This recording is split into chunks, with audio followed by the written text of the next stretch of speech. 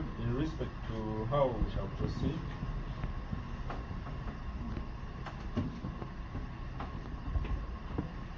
we need to, prosecution intends to make some amendments.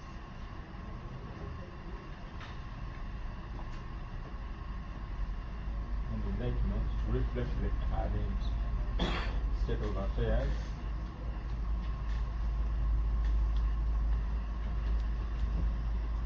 Because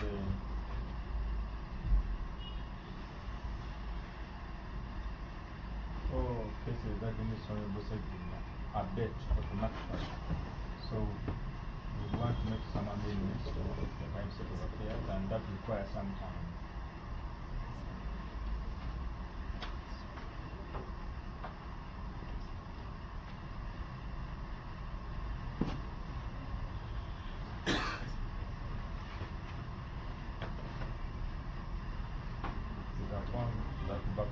My Lord, that we seek an adjournment.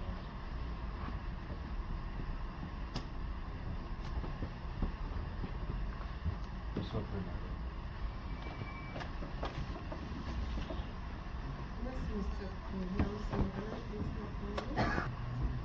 my Lord, I have no objection.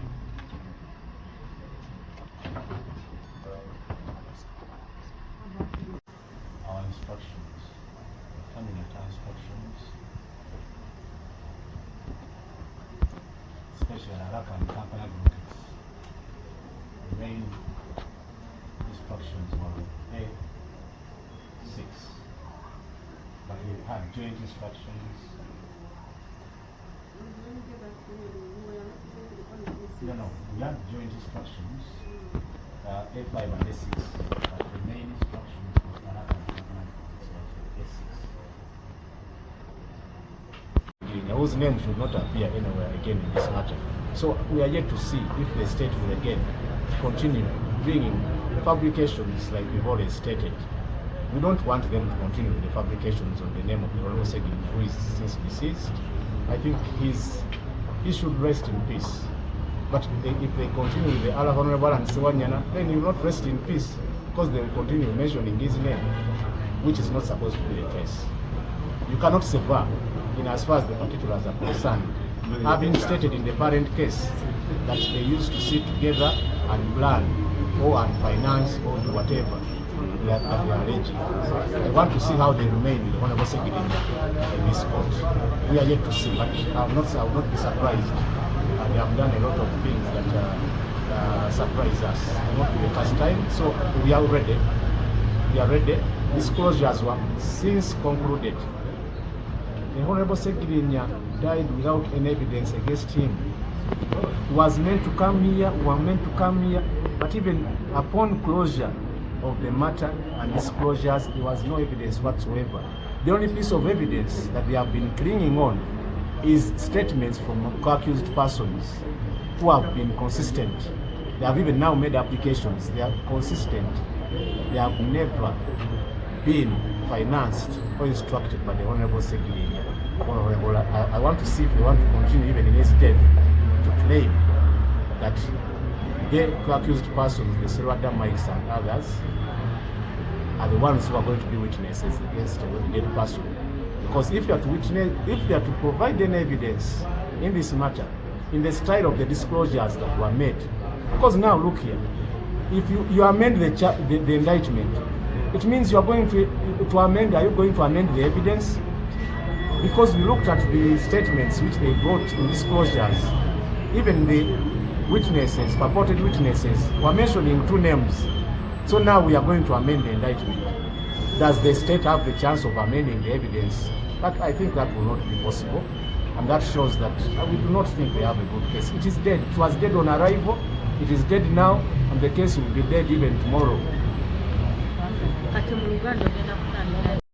Twakwongera kuwuliriza musango guno era twayitibwa mu kkooti ennaku z'omwezi 17.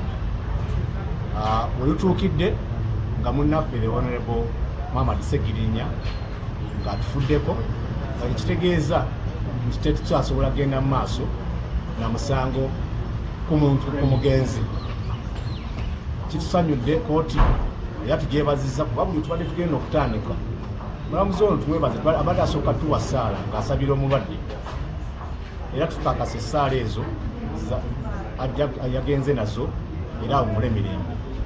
Kkooti esaasidde eggwanga nesaasira n'abantu ba Kawempe North n'okufirwako omubaka naye erina okugenda mu maaso n'omusango guno era eragidde omuwaabi wa gavumenti nti bino byabadde atubuuza empapula eziraga nti oli yafa death certificate tebiina makulu kuba tulibuwulidde nti toyinza kusaba death certificate amwagenze mu maaso mu bennyini aba state organizing okulonda ekitegeeza mu kimanyi Honorable Ssegirinya kkooti nekkiziganya naffe nekola kye bayita taking a judicial notice era nekakasa nti Honorable Muhammad Ssegirinya takyali omu ku abo abavunaanibwa naye mu ngeri eyo gavumenti oba omuwaabi wa gavumenti erina okugenda n'atereeza mu mpaaba ye ng'aggyeeko omugenzi basalewo oba basigaza omusango ku balala oba nedda naye nga bwe twabagamba kirabika omusango ogenda kufa nagwo kubanga gwali mufu nga baguleeta newano tulaba mufu kubanga bw'oba ogambye nti nno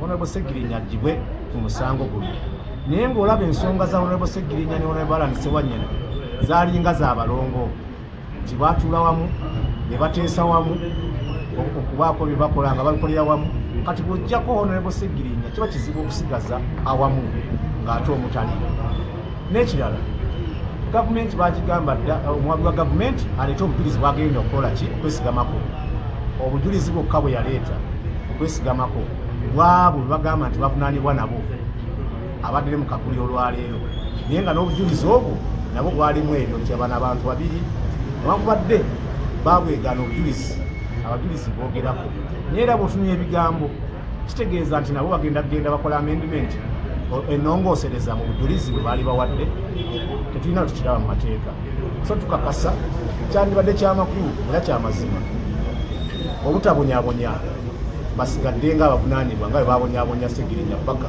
emisango omuwerekera mu ntaana bandibadde emisango gino gifaanana bwe giti bagijjawo kubanga tulaba bwe tunaalaba olunaku lulala nga gikyayimiridde omu afudde nga munne asigaddewo so tukubiriza gavumenti oba omuwaabi wa gavumenti nti baswaleko ku kino bamuleke Honorable Ssegirinya awumule emirembe kuba erinnya toyinza lijja mu kkooti eno ng'okyaliseemu Honorable Alan Ssewanyana tayinza kuwumula mirembe kuba buli kaseera ojja kuba olijuliza mu bulamu olijulize ne mu bufu ndowooza ku luno bandibadde basonyiwalamukko ebisango bino ne babikola ki ne babijjayo kkooti ekuwadde paka nga lumu ogwokuna gavumenti okusalawo oba egenda mu maaso n'emisango gino oba eteekamu ennongoosereza mu misango gino ate olwo tukomewo ennaku z'omwezi nga musango ogwokuna naye nga munaana ogwokuna okulaba nti siwogenda mu maaso n'empoza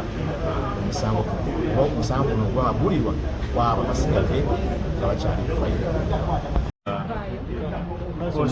nyolwa wamu n'eggwanga olw'okuba nti twagirwako Honorable Ssegirinya wakati mu mbeera muno mwe yafiira kunyigirizibwa mu nkomera bulwadde ne bumweyongera n'afa ekyo njagala okwongera okunyolwa wamu n'eggwanga naye ate nyongera okwebaza balooya baffe abasobodde okutambula naffe olunaku paka leero wetuukidde wano ku misango gino egyatugyeteekewako bingi bigenda maaso n'okubeera nga bitegeerekeka mpola mpola naddala bannayuganda n'okwebaza bannayuganda mwenna abasobodde okuyimirira naffe paka olunaku olwaleero olw'ensonga eno egende maaso n'okutabiikirizibwamu ebyobufuzi nga ffenna bwe tubiraba bwe tuli tujja kugenda mu maaso nga bwe tuweereddwa amagezi balooya baffe naye abalamuzi n'abalala bangi okulaba nti tusobola okukakasa ensi n'okuwoza omusango guno bwe tumanyi nti tulina era n'Uganda yafudde amanyi nti ogwo omusango gyeyaguzza era abadde alangibwa obwemage banange kyengenda mu maaso n'okukola bamuvunaana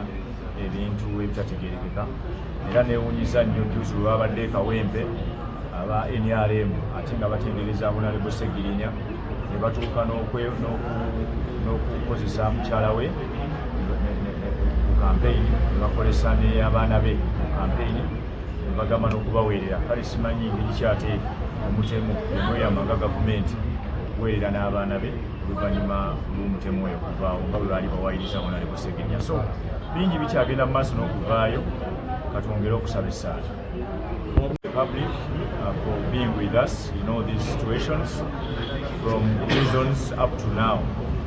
And secondly, I would like also to thank my lawyers for being there with us until up to this day. When my co-accused, the Honorable Ssegirinya, is not around, is now a dead person, the state still insists on this case.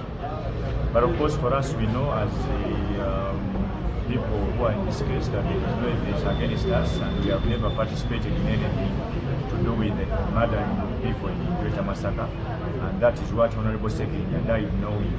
He was a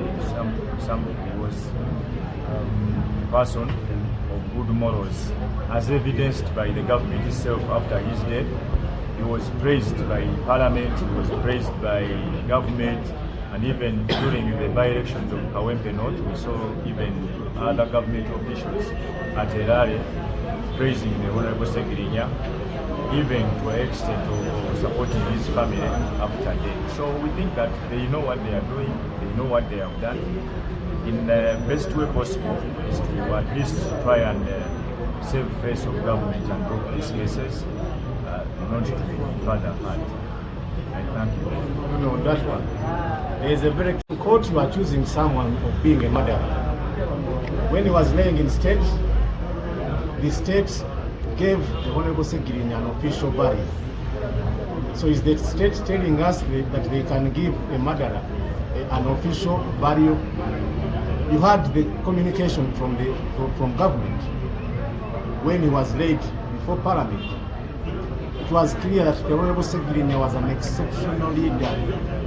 So there is a contradiction here. In Parliament, he was exceptional. Then we come to court, they are saying he's a murderer. So there is a contradiction here. We do not believe that the state actually believes that it can sustain, that it has a case against the Honorable Ssegirinya before this court. That contradiction alone, I believe, will be the background against which the state should withdraw the charges fully. Ako mu Luganda kanso. Kyetwewuunyisa nti tuli mu kooti bakyalemezaawo ebigambo ebigamba nti Honorable Ssegirinya ali mutemu, nti yali wa bijambiya. Gavumenti y'emu twagiraba nga tutte omugenzi mu Parliament, ebigambo ebyamwogererwa nga gavumenti yebyogera, ng'egamba tebanalaba mukulembeze aweereza abantu baabwe mu byobulamu ne mu nsonga endala nga the Honorable Ssegirinya, era nemuwa gye bayita official burial, okuziika okw'ekitiibwa omuntu ow'ekitiibwa. Kaakati ebyo ebintu ebiri tebigatta. Gavumenti ng'egamba nti omuntu yali wavunaanyizibwa, yali wanjawulo, yali muweereza eri eggwanga lino omulungi, era nti gavumenti esubiddwa nnyo era egenda kusaalirwa nnyo the Honorable Ssegirinya. Kati ate yeemu nejja nesigala mu kooti ng'egamba nti Honorable Ssegirinya ali mutemu, yali wa bijambiya. Ebyo ebintu ebibiri tebigatta nga biva mu kamwa ke kamu. Nsuubirwa nti mu ngeri eyo gavumenti yandibadde bino ebijweteke, ekyo kiraga nti byali bijweteke. Bino byajweteka ku Honorable Ssegirinya mu kufa, yandigenze mu maaso ng'etuukiriza ebyo yayogera, ng'ejjayo ebisango bino eby'ebijambiya mu kooti, kuba gavumenti y'emu yeri mu kooti, gavumenti y'emu yali mu Parliament.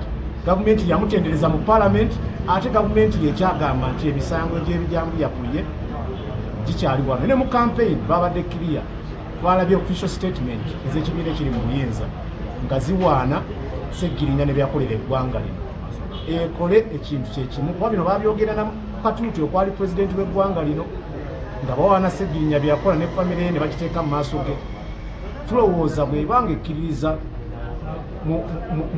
mu ekyo kye yayogera ku Honorable Ssegirinya, ekifolowinge n'okugyayo emisango gino kuba kiswaza. Toyinza kubanga muntu y'omu, gavumenti y'emu eyogera kino ng'eri mu Parliament, etuuka mu kooti ng'eyogera kyakyo. Twakinsuubira nga lumu lunaatuukira gavumenti ejja kuteeka mu nkola ebirungi byeyogera ku Honorable Ssegirinya ng'ejjayo ebisango bino.